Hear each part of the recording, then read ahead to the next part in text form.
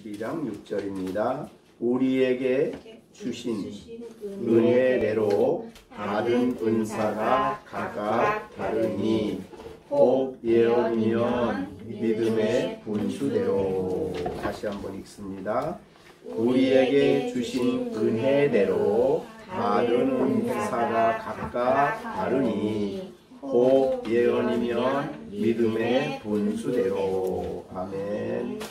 예, 우리의 신앙생활에 항상 늘 기억해야 할 것은 하나님이 어떤 분이시며 그 하나님과 나와의 관계 속에서 나는 어떤 사람인가 늘 기억을 하시고 또 생각을 하셔야 됩니다. 이 세상에 여러분처럼 귀하고 또 하나님께 보배롭고 사랑스러운 사람들은 없습니다. 그래서 우리가 로마서 8장에서 아들을 아끼지 아니하시고 주신, 아들을 아끼지 아니하시고 내어주신 하나님이라고 말씀해 주셨으니 우리가 겉으로 우리의 삶에 부족함이 있지만 그러나 아들을 로마서 8장 32절에 자기 아들을 아끼지 아니하실 정도로 여러분을 사랑하고 또 여러분의 그런 죄의 문제와 하나님과의 관계에 어려운 문제를 해결하시기 위해서 하나밖에 없는 독생자를 내어주신 것입니다. 우리가 바로 그런 사람이다. 그런 사람이다. 나는 어떤 사람이냐?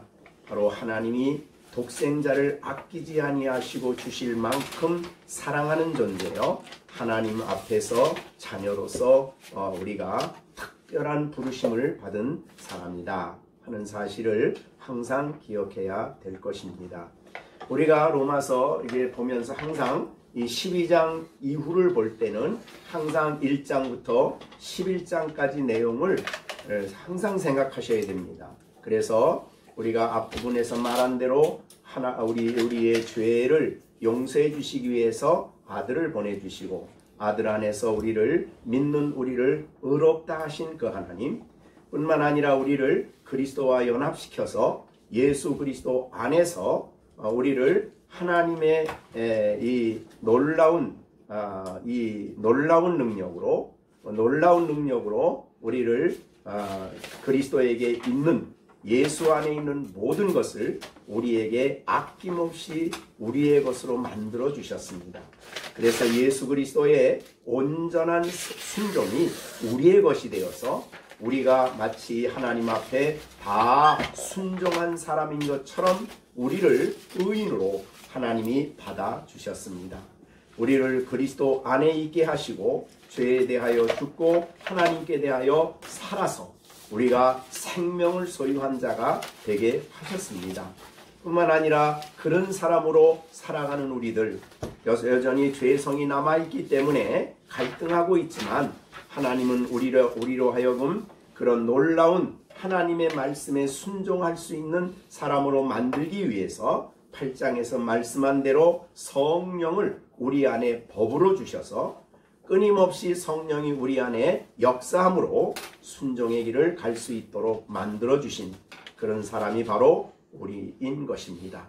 뿐만 아니라 우리로 하여금 하나님이 계획하신 영원한 그 나라에 서는 그날까지 그리스도의 사랑과 그리스도 안에 있는 하나님의 끊임없는 사랑은 우리를 그리스도의 형상으로 변화시켜 가시고 날마다 우리를 인도하여 하나님이 기뻐하는 사람으로 살아가도록 우리를 변화시켜 주시고 궁극적으로 영원한 그 나라에서 주와 함께 영원히 살 수 있도록 계획하신 그 뜻을 지금도 변함없이 이루어 가시는 영광의 하나님, 이것은 놀랍게 하나님이 창세전에 계획하신 일이요 이것은 하나님이 먼저 아브라함과 그 후손에게 복음을 주셨고 그들이 복음을 거절하여 우리가 그 복음을 받게 되었고 우리가 예수를 믿게 되어 이 청량할 수 없는 긍휼을 받은 사람이 되었다.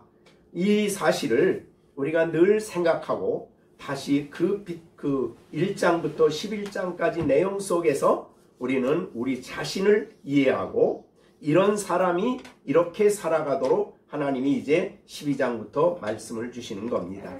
자, 12장부터 우리에게 있어서 제일 중요하게 1절부터 2절까지의 주신 말씀은 우리의 삶 전체가 하나님이 받으시는 제물이다. 그래서 거룩한 산 제물로 드려라. 너희는 하나님께 드려진 사람이고 하나님이 우리를 받으셨다. 이것이 우리가 하나님께 늘 드리는 영적 예배다. 이런 말씀을 하셨습니다. 그것을 이제 구체적으로 적용하기 위해서, 즉 하나님 앞에 어떻게 하면 우리가 하나님께 그렇게 산 제물로서 살아갈 수 있을까? 그것은 하나님의 뜻을 분별해야 한다. 세상을 본받는 것이 아니라 분별해야 된다. 그래서 분별하는데 특별히 어디에서? 하나님의 교회 생활에서 우리가 나를 향한 하나님의 뜻을 분별하는 일이 매우 중요하다. 이것은 이제 12장 1절부터 2절까지 개관적으로 얘기를 하셨습니다. 자, 우리가 늘 나를 생각할 때에 사실은 이런 말씀들이 우리 마음에 큰 감동으로 사실은 다가와야 됩니다. 그죠? 그래서 오늘도 예배를 마치고 차를 타고 오면서 말씀을 묵상하는데, 요한복음 6장 56절에 내 살을 먹고 내 피를 마시는 자는 내 안에 거하고 나도 그 안에 거한다. 그러면서 제 마음속에 주님께서 내 안에는 내가 있다. 너무 감동이 되는 거예요. 내 안에는 내가 살아있다. 내가 있다. 주님이 그 말씀을 가지고 제게 너무 감동스럽게 그 말씀이 다가왔습니다. 그러니까 우리의 삶에는 사실은 이런 진리들이, 그리스도 안에 우리에게 준 영광스러운 진리들, 이 놀라운 진리들이 우리를 기쁘게 하고 감격스럽게 하고 만족스럽게 하는 거죠. 그래서 그것이 우리의 마음의 양식이 되고 우리의 마음의 생수가 되는 것입니다. 자, 그러면 이제 하나님의 이런 산 제물로 하나님께 드려지는 거룩한 삶을 살아가는데, 하나님의 선하시고 온전하시고 기뻐하신 뜻을 분별해야 되는데, 이거를 분별하게 하기 위해서 하나님이 교회 안에서 중요한 은사를 주셨습니다. 근데 특별히 오늘 본문에 6절에, 그러니까 첫 번째 은사에 대한 얘기가 나옵니다. 지난번에 우리가 5절, 6절을 배우면서 교회는 그리스도의 몸이다. 그리고 교회의 머리는 그리스도시다. 그러면서 우리는 그 몸된 교회의 지체로 두실 때에 그냥 지체만으로 두는 게 아니라 역할을 감당하도록 하나님이 은사를 주셨다는 것입니다. 지난번에 말씀을 했습니다. 우리 몸에 비유를 한다면, 우리가 예를 들면 간을 하나님이 만들어 주셨다. 그럼 간의 역할을 하도록 그 은사를 준 거죠. 그렇듯이 우리가 하나님의 교회에서 우리에게 이렇게 우리에게 지체가 되게 하실 때는 그 지체로서 일하게 하기 위해서 각각 하나님이 여러 은사를 주신 겁니다. 은사를 주실 때 어떻게 주셨느냐? 6절에 보면 은혜대로라고 했습니다. 하나님이 우리에게 은혜대로, 이거는 이미 3절에서도 말씀했어요. 하나님의 교회는 모든 것이 은혜다.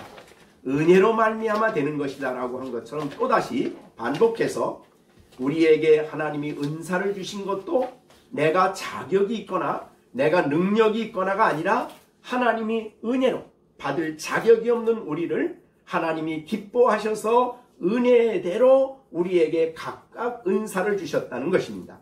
근데 그 은사가 이제 오늘 6절에서는 예언, 그 다음에 7절에서는 섬기는 일, 그 다음에 가르치는 일, 위로하는 일, 구제하는 일, 구제하는 자, 다스리는 자, 뭐 이렇게 쭉 해서 사랑, 그 다음에 형제 우애, 뭐 이런 계속 나갑니다.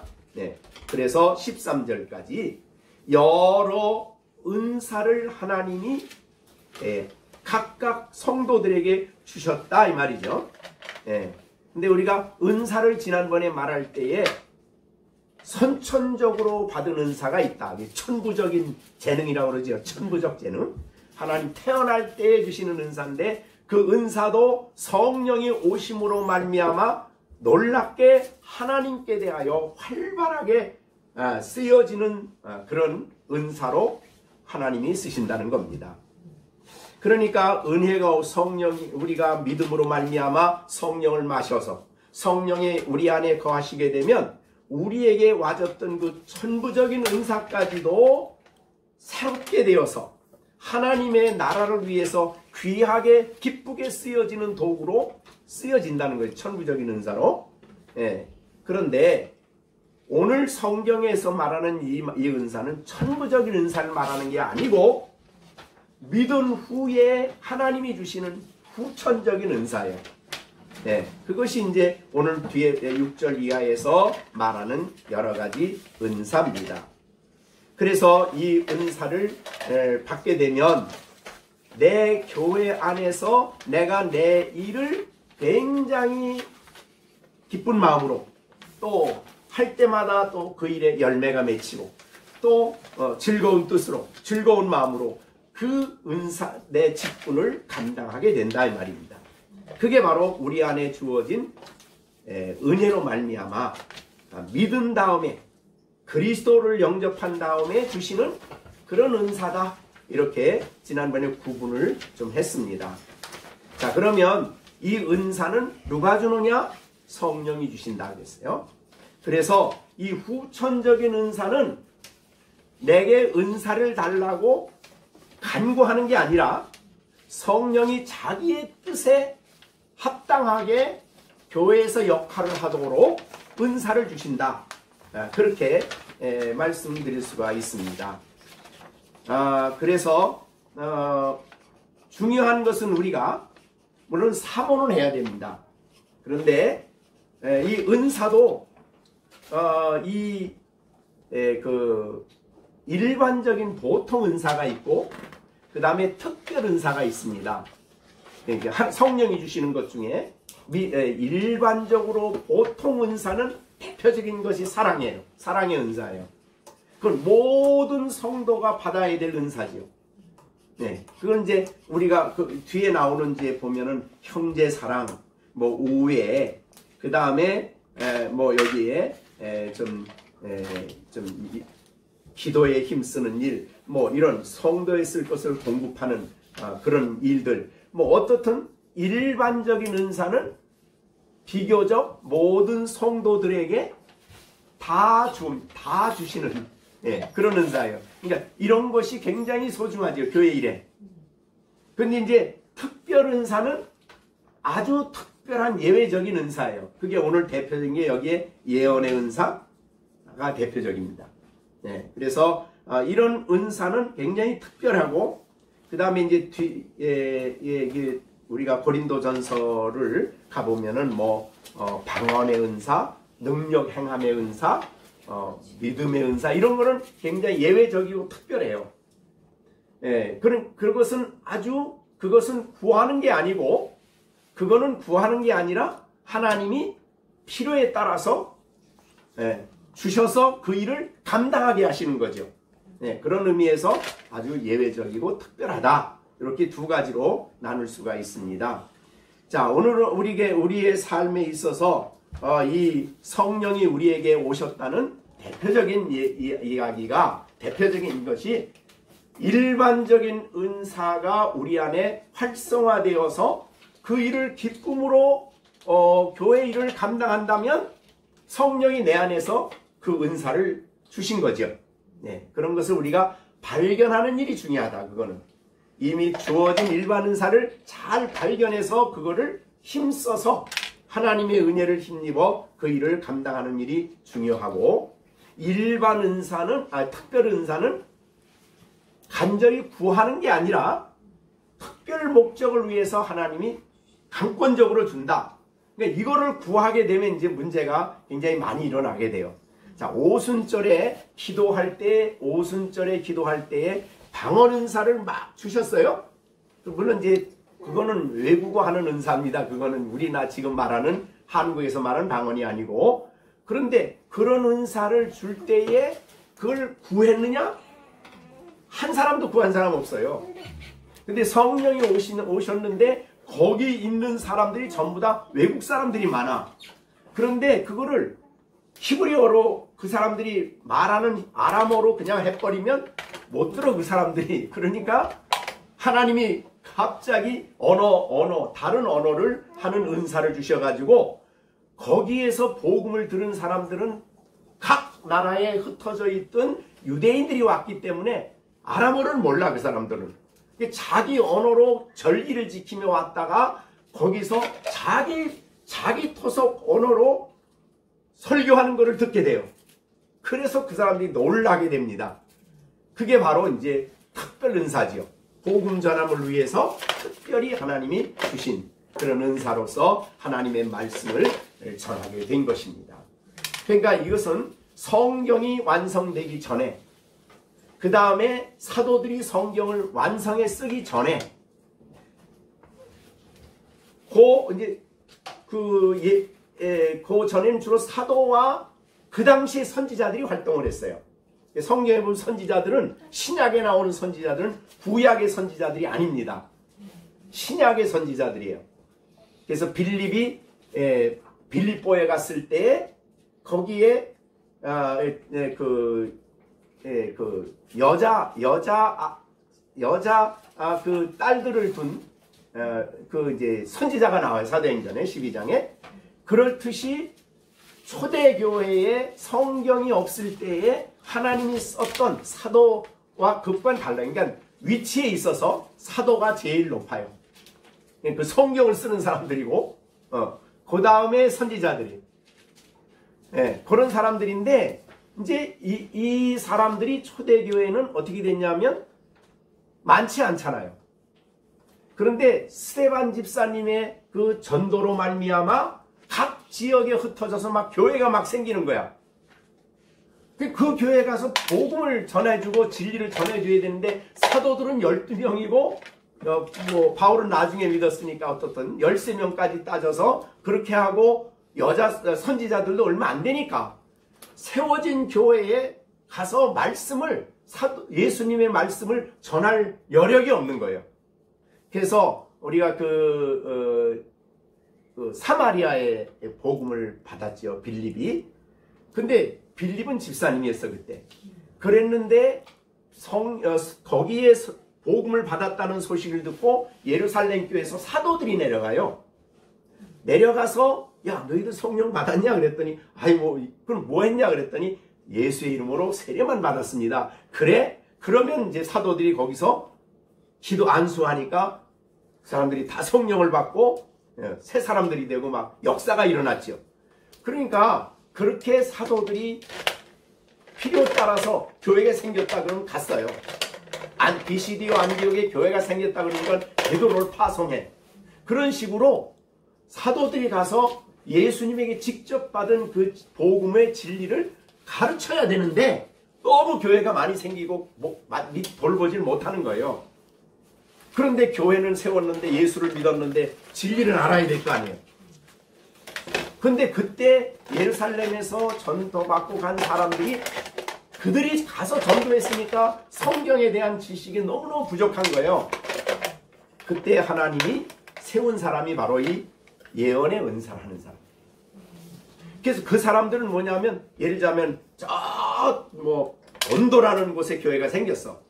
근데 예루살렘에서 전도받고 와서 예수를 전해서 교회는 생겼는데 성경의 진리를 좀 더 체계적으로 가르칠 사람이 없는 거예요.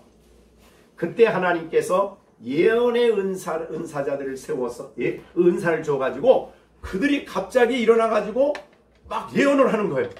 하나님 말씀 막 얘기하는 거예요. 그럼 교회는 그가 하는 말을 하나님 말씀으로 받는 거죠. 요 역할을 했던 사람이 이제 예언의 은사자들이. 그럼 이들이 하는 일이 주로 어떤 일이냐?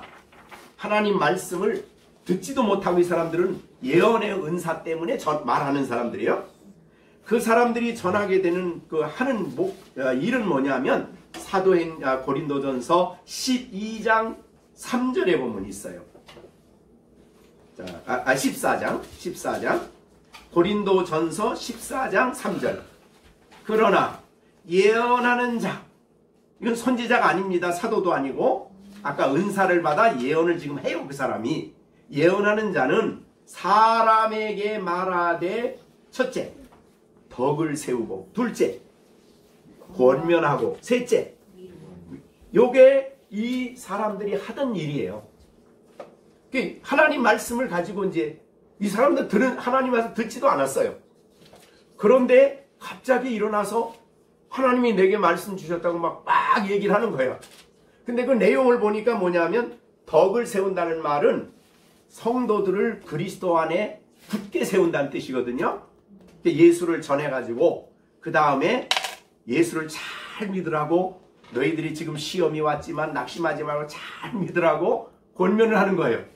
낙심하지 말고 권면하는 거예요. 그 다음에 그들을 위로를 해요. 하나님의 천국에 대한 소망을 주면서 그들에게 두려워하지 말고 힘을 내라 하고 위로를 하는 일을 하는 것이 그들의 중요한 역할이었어요. 그게 바로 예언하는 자. 이건 은사와 관련돼 있어요. 자, 그러니까 이 말은 그 사람은 사도들한테 배운 것도 없고 선지자한테 배우지도 않았어요. 근데 갑자기 일어나서 말씀을 하는 거예요. 막 교회에게. 그 교회 유익을 위해서. 그래서 교회 성도들이 그 말을 듣고 아, 이분 예언의 은사를 받았구나. 그러고 이분이 전하는 말을 잘 듣고 배우고 그 다음에 그 말씀을 받아들이게 된 거예요. 그 말을 하는 것이 이제 예언의 은사자들이다. 이렇게 봅니다. 어느 시대인가 사도 선지자급이 아니에요. 그 다음에 예언하는 자가 있어요. 그런데 이 예언하는 자들이 예언할 때에 항상 조심을 해야 될 부분이 있어요. 그게 무엇이냐 하면요.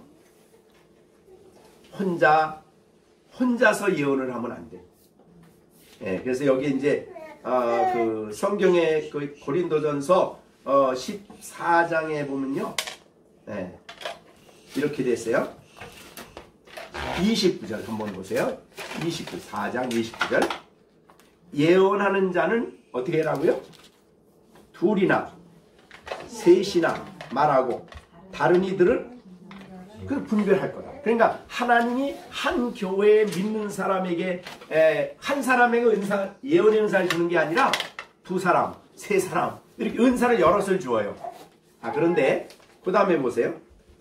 만일 곁에 앉아있는 다른 이에게 계시가 오면 먼저 하던 자는 잠잠해야 돼요. 이게 제도적으로 이거를 점검을 하게 되어 있어요. 자, 사도들이 하나님 말씀을 전했다 그러면 누가 점검을 안 해. 사도들의 입장에서 하나님의 말씀을 얘기했기 때문에 선지자도 아니야. 그런데 예언하는 자들은 말하자면 영적인 급으로 따지면 세 번째죠. 그래서 그들이 말하면은 성령이 은사를 통해 얘기할 때에 하나님의 계시를 말할 수 있지만 하다가 변질이 될 수 있어요. 우리가 나중에 이제 적용해서 잘 설명을 할 텐데요. 변질이 됐는데 옆에 따르는 사람이 두 사람이 이제 예언하던 사람이 두세 사람이 앉아 있다 보니까 저건 성경이 아니다 라고 판단이 되면 안 돼. 그러면 그 사람은 중단해야 돼. 그게 이제 제재를 받는다는 얘기예요. 그래서 32절 예언하는 자들은 자들의 영은 예언하는 자들에게 제재를 받아. 그러니까 잘못하면은 너 그거 아니야. 그건 성경의 복음이 아니야. 잘못됐어. 그럼 제재를 받아야 돼. 그럼 주저앉아야 돼. 앉아야 돼. 그럼 다른 사람이 이제 일어나서 다시 다른 말씀을 하나님 말씀을 계시를 얘기할 수 있어요. 왜 이런 제도를 줬을까요? 틀릴 수 있다는 거죠. 그죠? 네. 그래서 이거는 굉장히 초대교회의 문제가 굉장히 심각해졌기 때문에 이러한 제도를 준 겁니다. 대개 왜 그러냐면 예언이라는 건 이제 은사고 계시를 말하는 거예요. 그 계시가 성경과 같은 권위가 있는 계시는 아니에요.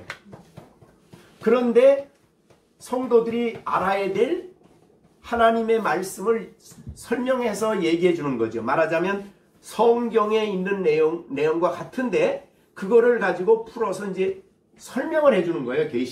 계시라는 거는 성경이 아니면 계시는 아니니까 그 사람들은 성경 같은 계시가 아니라 성령의 은사가 활동을 해서 말을 했는데 바로 그거는 사도들이 말했던 얘기예요. 근데 그거를 풀어서 이제 성도들에게 얘기해 줬어요.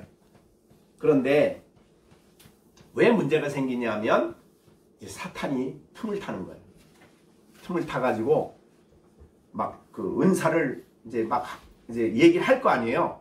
하는데 그 마음이 갑자기 이 하나님이 주신 말씀에 자기가 막 이만큼 더해가지고 얘기하고 싶은 마음이 강렬하게 생긴 거예요. 그래서 하나님이 말한 데다가 다른 이야기를 막 붙이고 자기가 하고 싶은 얘기를 붙이고 자기를 받고 싶은 마음을 붙여버리는 거예요. 거기다. 그럼 변질이 되는 거죠. 얘기가. 자, 우리가 이제 사실 우리가 모세에게도 그런 부분이 좀 있었잖아요. 모세가 하나님이 너 바위에게 명해서 물을 내라 그랬는데 거기까지만 하면 괜찮잖아요. 하나님이 야 너에게 물 줄 거다. 가데스 바네아에서 한 얘기죠.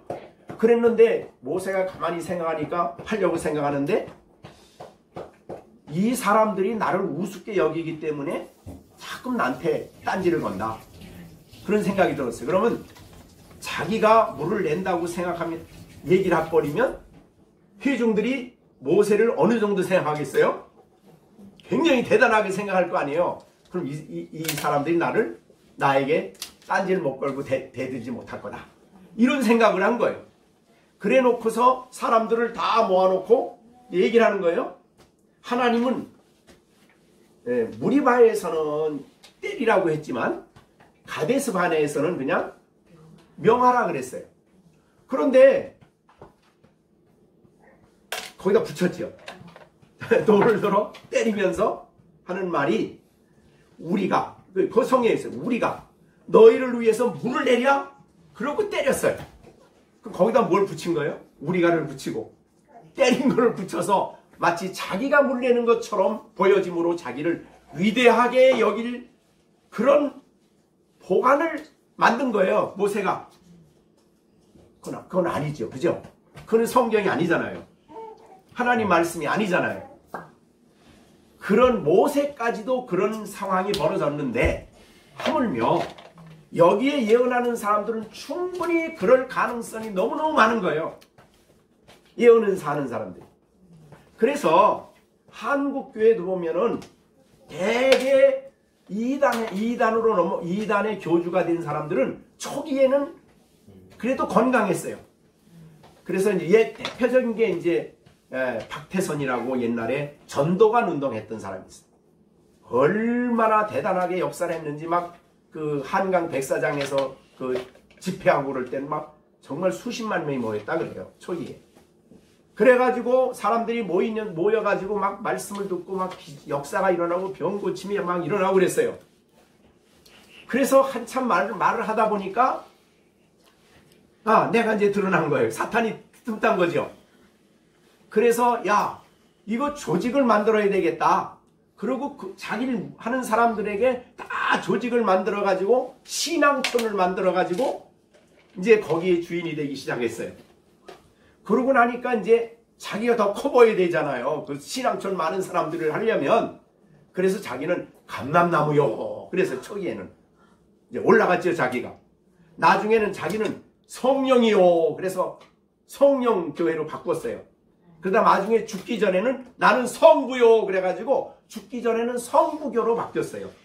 그래서 지금도 충무로에 가면은 성부교가 있습니다. 옛날에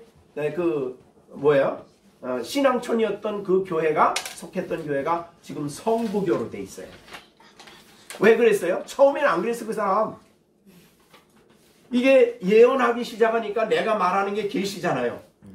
그럼 나는 계시를 말하는 사람이 내가 하나님이 나를 잠시 쓴다고 생각해야 되는데, 그래서 오늘 여기에 뭐라 그랬냐면 6절 한번 더 12장 6절에 예언이면 은사가 다르니 각각 첫째, 예언이면 믿음의 요게 분수예요.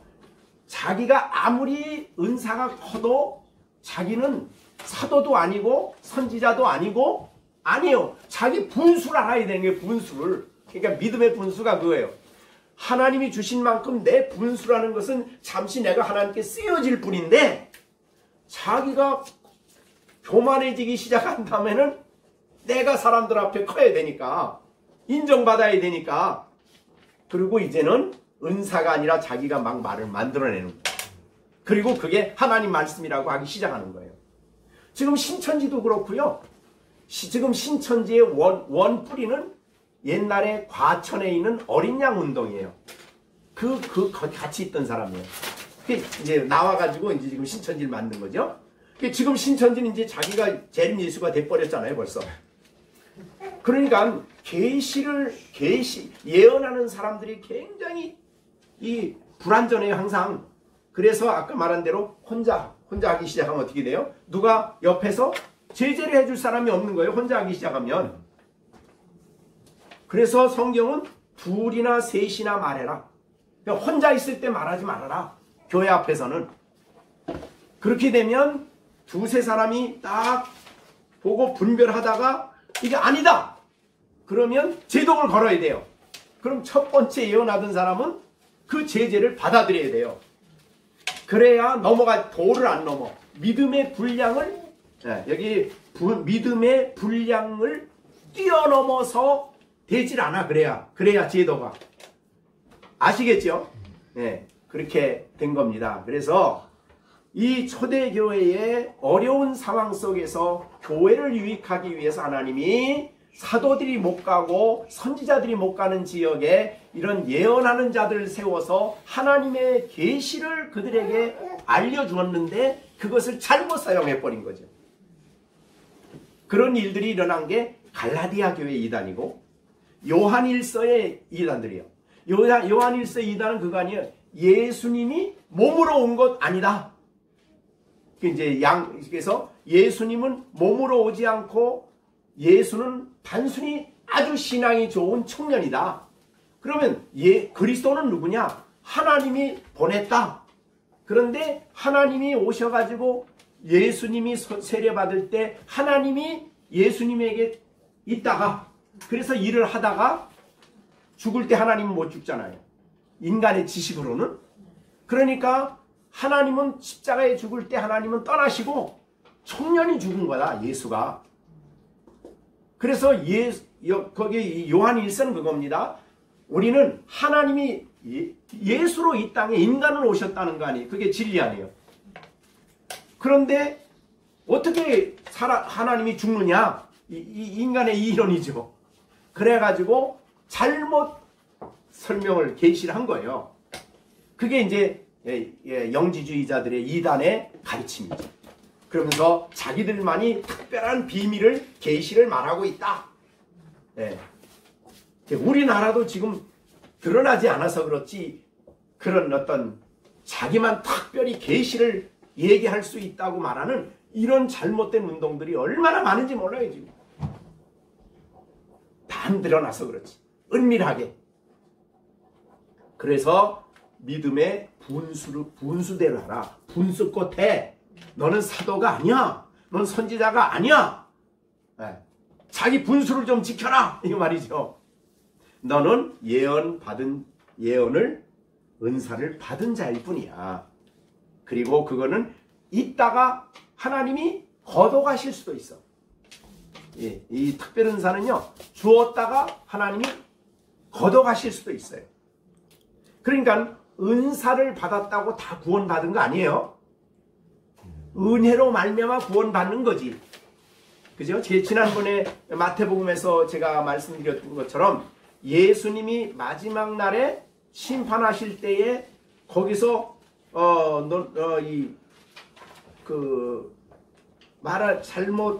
우리가 마태복음 7장인가요? 네, 7장에 이렇게 말하는 사람이 있죠. 7장 22절 7장 22절 예수님 재림하신 날이에요. 그날에 많은 사람이 나더이르되 주여 주여 우리가 주의 이름으로 그를 노릇하고 그 다음에 주의 이름으로 귀신도 쫓아내고 주의 이름으로 권능도 행했습니다. 그때 예수님이 나 모른다 너 몰라 떠나가 그랬어요. 그러니까 구원 얻은 거하고 구원 얻는 거하고 은사하고는 구분이 됩니다. 그러니까 이렇게 됐어요. 물론 가능성으로 볼 때는 구원 얻은 사람들이 은사를 많이 받겠죠. 그러나 구원받지 않고도 은사를 받는 사람들이 있습니다. 그러니까 은사를 받아서 그 은사에 매여서 막 일하고 그 은사에 붙잡혀 막 일하는 사람이죠. 근데 귀신도 쫓아냈어요. 막 예언도 했어요. 예언 은사 받았으니까. 근데 예수님은 나 너 몰라. 이렇게 된 거죠. 구원 그러니까 이 사실은 은사가 더 중요하니 다 하나님이 준 거니까 중요한데 사실은 제일 기본적이고 중요한 거는 은혜입니다. 우리를 구원하신 은혜죠. 그런데 은사는 다를 수 있어요. 근데 사람들은 은사를 받으면 특별한 사람으로 여겨버려. 나중에는 그 사람을 추정해버려요. 그 사람이 잘못돼 가는 거예요. 우리가 신앙생활하면서 이것이 굉장히 중요하기 때문에 고린도전 14장에서는 이 말씀을 하신 거예요. 자, 그래서 여러분들은 뭐 여기 분들은 안 그러겠지만 어떻든 누가 대단한 막 성경을 막 풀어서 막 대단한 해석을 하고 막 특별한 예언을 한다 그래도 거기에 흔들리면 안 돼요. 거기에 흔들리면 안 돼. 가장 중요한 것은 예언을 하는 사람도 점검을 받아. 두세 사람에 의해서 점검하는 기준은 뭐냐 하면 성경이에요. 그래서 누가 말을 하더라도 성경과 어긋나면 우리는 철저하게 그거를 거절해야 돼요. 자, 그래서 우리가 고린도 후서 11장에도 보면 이런 말 있잖아요. 11장 4절 누가 가서 우리가 전파하지 아니한 다른 예수를 말해요. 근데 다른 예수야. 근데 그 다음에 우리가 받지 아니한 다른 영이야. 성령이 아니에요. 다른 영이 그럼 이 영은 뭐예요? 이 영은 그죠? 사탄의 영이죠. 그 다음에 너희가 받지 아니한 다른 복음이요. 다른 복음을 전하는데 놀랍게도 고린도 교회는 뭐라 그랬어요? 너희가 그게 뭐예요? 잘 용납한다. 사도들이 전한 예수를 믿어야 되는데 다른 예수를 전하면 대개 다른 자가 붙으면은 가짜인데 그런데 사람들은 다른 예수가 설명해주면 바울이 전한 것보다는 훨씬 더 자기 마음에 육신적인 마음에 맞는 거예요. 네, 편하게 살게 해. 그러니까 그거를 이제 받아들이는 거죠. 부패한 인간의 본성은 다른 예수를 잘 받아들여요. 왜? 성경이 말하는 예수는 우리가 나를 부인해야 되고 뭐 이런 이게 그러니까 이 부패한 인간의 본성은 다른 복음, 다른 예수, 다른 영이 훨씬 더 편해요. 육신적으로. 그러니까 그거를 받아들입니다. 물론 이제 그 뒤에 사탄도 활동을 하긴 하지만요. 자, 그래서 초대교회 사도들이 있을 때도 그런 일이 있었다면 우리가 사는 시대는 더해요.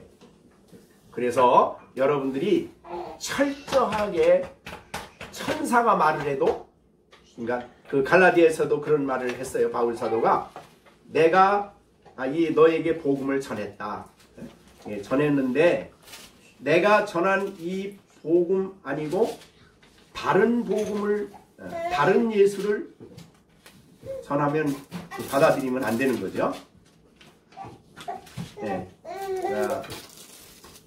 갈라디아서 무서운 바울 사도가 어떻게 이런 말을 했을까, 그런 이제 말을 들을 정도로 막 내가 전하지 아니한 다른 복음을 전하면 저주를 받을지어다, 뭐 그런 말이 있는데, 얼른 저주라는 말이 갈라디아서 어디 있나 보네요. 1장에서 8절 9절. 자, 그러나 우리나 혹 하늘로부터 온 천사도 우리가 너에게 전한 복음 외에 다른 복음을 전하면 저주를 받는다.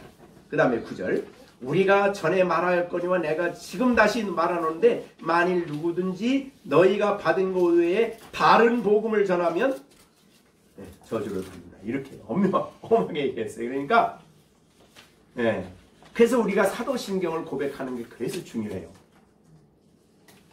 우리가 성경을 통해서 받은 이 복음 외에 다른 복음을 전하면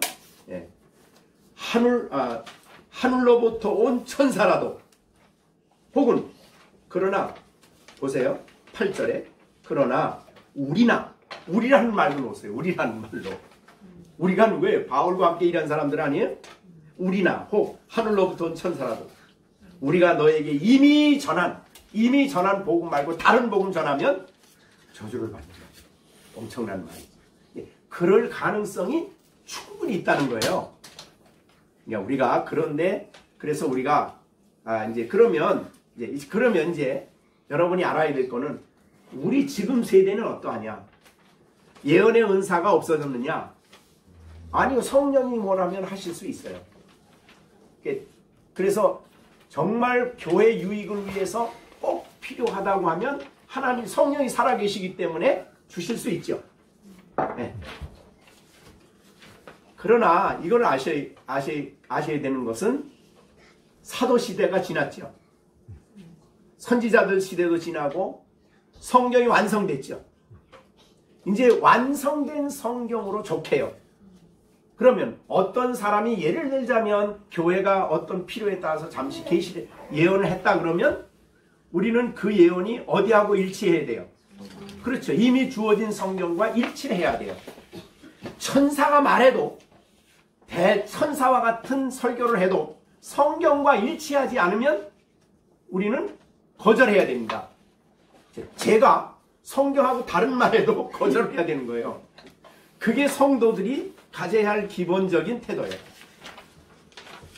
그러니까 누가 말하면 어느 목사님 말했는데 누가 말했는데, 누가 말해서가 아니에요. 성경의 원리와 맞느냐 틀리냐. 지금 제가 신학교 대학교 다닐 때 그때 교수였던 분인데, 서철원 교수님이라고, 그때 우리 가르쳤어요. 지금 오래됐죠. 나이가 많으신 분인데. 근데 지금 90 넘었겠죠? 갑자기 요새 나타나가지고 이상한 얘기를 하는 거예요. 뭐냐면은, 우리가 의롭다을 얻는다 그러면 대개 우리는 누구의 의를 입어요? 그렇죠. 예수님의 의죠. 근데 그분은 아니다. 이 의롭다을 얻는다는 얘기는 그냥 죄 용서했다는 뜻이지 죄 용서 외에 다른 거 없다. 그 다음에 우리가 율법은 이미 안 지켜도 된다. 왜? 자유했기 때문에. 이런 식으로 가르치는 거야. 강의를 하는 거예요. 그래서 지금 그게 이제 교계에 난리가 나가지고 지금 이제 총회에서 막 위원회가 만들어져 가지고 막 지금 이제 그런데 우리는 지금 잘 안 들으니까. 그러니까 서철원 교수 아니라 어떤 분이 와서 얘기해도 그게 성경이냐가 중요한 거죠. 그죠? 성경의 가르침과 어긋나면 누가 말해도 우리는 그건 그분 얘기로 버리고 그렇게 우리가 해야 된다. 그러면 이제 지금 시대는 일반적으로는 성경이 단번에 주어졌기 때문에, 그죠? 그래서 우리 유다서 한번 보겠어요. 유다서 보면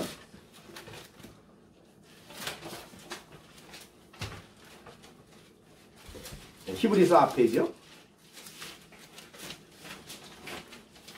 히브리서 앞이라네. 계시록 앞에, 계시록. 유다서에 보면은요, 3절이 있어요. 3절. 사랑하는 자들아, 우리가 일반으로 받은 구원에 관하여 내가 너희에게 편지하려는 생각이 간절하던 차에 성도에게 단번에 주신 믿음의 도를 위하여 힘써 싸우라는 편지로 너희에게 권해야 할 필요를 느꼈다. 그러니까 여기에 단번에 주신 믿음의 도요. 도. 복음의 내용이죠. 단번에 주었어요. 준 게 부족해서 또 주고 안 그래요. 하나님의 성령께서 단번에 우리에게 주어서 우리가 가지고 있어, 이 성경을. 그러니까 이제 지금은 사실은 이런 여기에서 말하는 예언의 은사가 폐해진 건 아니지만 지금 우리가 이 충분한 교리를 가지고 있고 충분한 성경에 대한 기본적인 원칙을 잘 보존하고 있는 교회 입장에서는 그게 그렇게 중요한 부분은 아니다, 이런 말이에요. 그러나 이거 보세요. 그러나 예언이라는 그 기능 자체가 하나님의 계시를 전해주어서 아까 고린도전서 14장에서 말한 대로 우리를 덕을 세우고 우리를 격려하고 위로하는 거 아니에요. 말씀의 중요한, 복음의 중요한 기능이거든요, 이게. 자, 그러면 지금은 어떻게 계시가 되느냐? 그게 이제 우리가 요한계시록에 나온 거예요. 요한계시록 한번 보겠습니다. 요한계시록 10장이요. 10절. 자, 10장 10절 읽어봅니다. 요한계시록 10장 10절. 내가 천사의 손에서 작은 두루마리를 갖다, 이 두루마리는 성경이죠. 네, 성경을 갖다 먹어버리니 내 입에서는 꿀같이 다나 먹은 후에 내 배에서 쓰게 되었다. 이제 입에서 꿀같이 달다는 말은 그 진리 자체가 그렇게 꿀과 같이 달다, 이 말이에요. 너무 진리가 귀해서. 그런데 배에서는 쓰단 말은 이걸 내가 순종하려고 하면 너무 힘든 거예요. 그래서 쓰다, 이렇게 얘기한 거예요. 그 다음에 11절 읽습니다. 시작. 내게 말하기를 얘가 많은 백성과 나라와 방언과 만민에게 다시 예언되어야 하리라. 거기 예언이 나와요. 다시 예언한다. 그 누가 하는 일이에요, 이거는? 오늘날로 말하면 설교자가 하는 일입니다. 설교자가 이 신구약이 계시니까 계시의 말씀을 다시 성도들에게 다시 예언하는 일. 그러니까 설교는 예언의 역할이에요. 그 성경을 여러분들이 계시를 받아들이는 시간이에요. 이 시간에는 계시는 하나님의 뜻을 알리는 거거든요. 그러면 하나님의 말씀을, 뜻을 여러분에게 알리는 이 설교 시간이 바로 계시를 받는 시간이라 이 말이죠. 즉 하나님의 뜻을 받아들이는 시간이다. 자, 그래서 다시 본문으로 돌아가면 우리가 아까 말한 대로 너희는 이 세대를 본받지 말고 오직 마음의 변화를 받아, 마음을 새롭게 하여 변화를 받아 하나님의 선하시고 온전한 기뻐하신 뜻이 무엇인지를 분별해라. 그 뜻을 계시하는 것이 성경이에요. 그럼 이 시간에, 설교 시간에는 하나님의 뜻을 잘 여러분에게 다시 예언하는 시간이죠. 그 다른 말로 여러분은 계시를 받는 시간이에요. 이 시간이.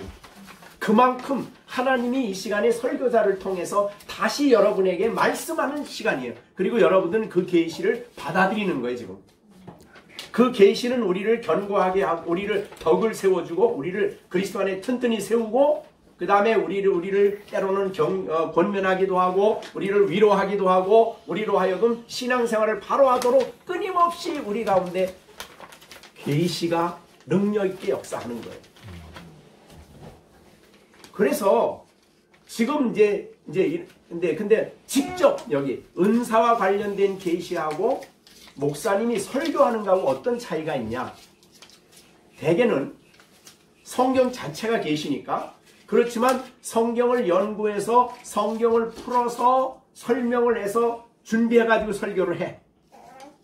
그러다가 설교자가 설교를 하다가 이제 이런 게 있어요. 설교를 하다가 갑자기 내가 하나도 준비한 내용도 아니야. 그런데 그 내용 속에서 다른 말을 준비해 주지 않았는데 갑자기 감동을 받아가지고 얘기를 해. 교회 유익되게.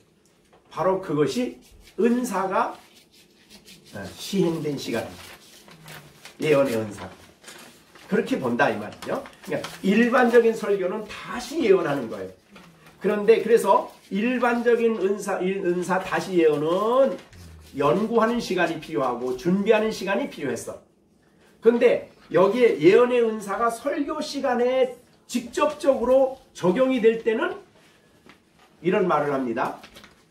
직접적이고, 그러니까 그 말이 내게 온 게 아니라 직접 온 거야. 직접. 그리고 그 말이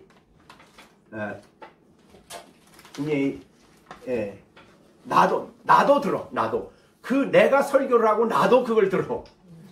그런 의미 있는 것이 이제 예언의 은사가 실행되었다는 의미입니다. 근데 이런 이제 이래서 이제 성도들이 그 말을 듣고 감동을 받았어. 근데 이 설교자가 다음서부터 자기가 마치 예언 직접 받아 예언하는 사람 줄 알고 모든 말하는 거를 전부 다 그런 식으로 해. 그러면 안 되는 거죠. 그죠? 그래서 이것은 하나님의 뜻을 분별하도록 말씀을 계시를 주시는 거기 때문에 이 말씀을 우리가 이 시간에 받아서 우리가 이 말씀을 따라 순종하는 삶을 살아가는 것이 우리가 앞에서 말한 영적 예배를 드리는 거룩한 삶, 하나님께 제물로 드리는 삶을 살아가는 삶이다. 이렇게 보는 거죠. 자, 이해가 되셨죠? 자, 여러분, 하나님은 우리를 여기에 교회는 지역교회가 아니라 그랬어요. 그래서 머리 되시는 그리스도가 연결된 교회는 그리스도의 몸은 보편교회라고 했어요. 그래서 여러분이 사도신경 할 때 거룩한 뭐라고 고백하죠? 거룩한 공회. 거룩한 공회. 그게 바로 교회예요. 그게 바로 형태가 없는 교회. 즉 하늘에 있는 땅에 있는 온 우주에 퍼져 있는 하나밖에 없는 교회가 거룩한 공회예요. 그러니까 여러분은 거룩한 예수 믿음 거룩한 공회에 하나님이 뭘 해주셔요? 접붙여 주시는 거죠. 거기에 속한 거예요, 내가. 그래서 그 사람은 바로 내 안에 그리스도가 있고 그리스도가 내 안에 있는 사람이죠. 자, 여러분, 이게 아까 너무 감동이 오면서 감동이 되고 설 예배 여기서도 기도할 때 감동이 되는데 그 하나님이 주신 말씀을 내게 즉각적으로 얘기를 하는 거예요. 그거예요. 이미 성경에 기록됐어요. 근데 그게 바로 내가 지금 내 안에 있다. 이미 많이 듣던 얘기예요. 근데 그게 내 마음에 막 들어오는 거예요. 내가 내 안에 있다. 그러니까 그걸 들으면 너무 감동이 되는 거예요. 막 감격이 되는 거죠. 하나님의 말씀은 계시란 말은 하나님은 직접 하시는 말씀이에요. 그러니까 오늘 하나님이 성경을 통해 여러분에게 계시하셨다면 여러분은 그 영광스러운 그리스도의 몸인 교회의 지체가 된 사람들이에요. 연결된 사람들이죠. 그리고 여러분이 성령이 그렇게 하실 지난주에 말씀했죠. 성령이 여러분을 그리스도 안에 접붙여 주셨죠. 그리고 여러분은 성령을 마셨어요. 그럼 성령이 여러분 안에 계시죠. 그래서 성경을 볼 때, 설교를 들을 때 그게 내가 감동이 되게 하고 받아들여지게 하죠. 깨닫게 해주고. 그런 일을 하신다 이 말이죠.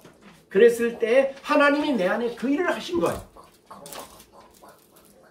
그러니까 내가 그냥 목사님 설교 들었다가 아니라 하나님이 주신 그 성경을 통해 주신 그 계시를 따라 너는 그리스도의 몸이다. 그리스도가 내 머리다. 그리고 너는 하나님이 은혜로 말미암아 내가 이 교회 안에서 근데 적게는 이제 작은 교회지만은 크게 하나님의 교회에서 쓰여지도록 하나님이 각양 은사를 주신다. 이제 그 은사를 여러분들이 이제 발견하는 일이 중요하죠. 그래서 이제 앞으로 오늘은 예언의 은사만 말했어요. 근데 이게 이제 가끔 여러분들에게 성령이 역사하실 때가 있어요. 아이들하고 무슨 얘기하다가 갑자기 말씀이 생각나면서 성경을 가지고 권면을 했어. 그게 바로 예언의 은사가 작동이 된 거예요.